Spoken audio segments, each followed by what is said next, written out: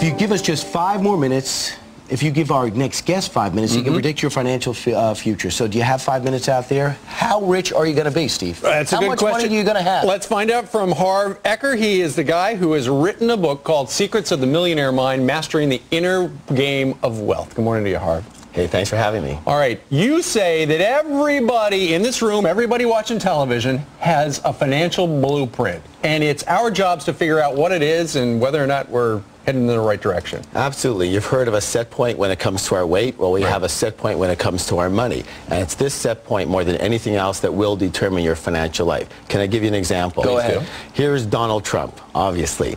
You know, here's this multi-billionaire who loses everything and more. A couple years later, he's got it all back again and more. Why? His money blueprint, his financial set point is set for very high.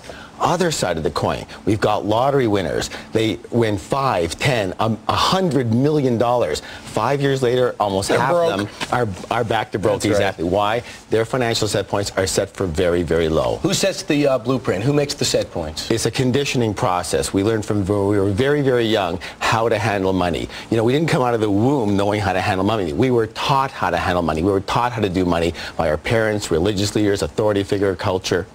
And that's what happens. So, for example, if I'm from a rich family, does that necessarily mean I'm going to want to be rich? You're either, when it comes to your family, you're either going to model them identically, one or both of your parents, or you're going to be exactly the opposite. It just depends how angry you were at them. So when, you know, in that situation, you grew up rich, and if you said, hey, this is really cool, you're probably going to end up rich. On the other hand, if you said, I am never going to be like them, you're going to end up probably pretty broke. All right, let's talk. We've got some full-screen graphics that explain how rich people think. For instance, you say, rich people admire other rich people. Rich people believe I create my heaven. So they're in control. They're in control. Rich people believe they're in control of their financial destiny. Well, that's a whole other one. So the first one is that absolutely rich people admire and model other rich and successful people. And what do poor people and middle-class people do? Many other people, they resent the heck out of rich people, right? And this is their biggest block when it comes to their wealth. Let me say this right now. If you think badly in any way, shape, or form about rich people, then you can never get rich. All right. So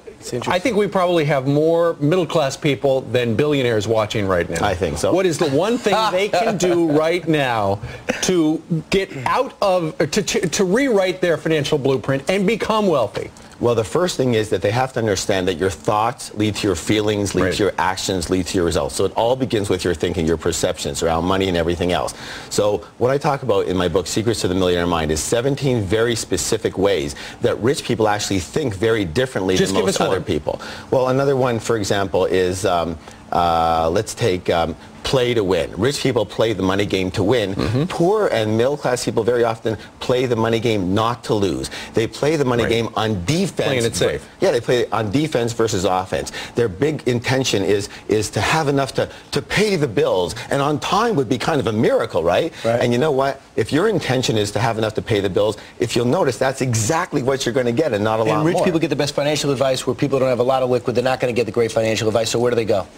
Well, I think that as far as their financial advice... they got to get advice. They got to get out of this. They got to change their thinking. They got to get their money working for them. Always model rich people. If rich people get advice from a certain area, then you get advice from them also. All right, I'm calling hair and makeup. I'm getting Donald Trump's hair. No, don't do the book is called Secrets of the Millionaire Mind. Also, you can go to his website, secretsofthemillionairemind.com. Harv Eker, thank you very much for joining us. Hey, thanks for having me. Michelle Malkin next.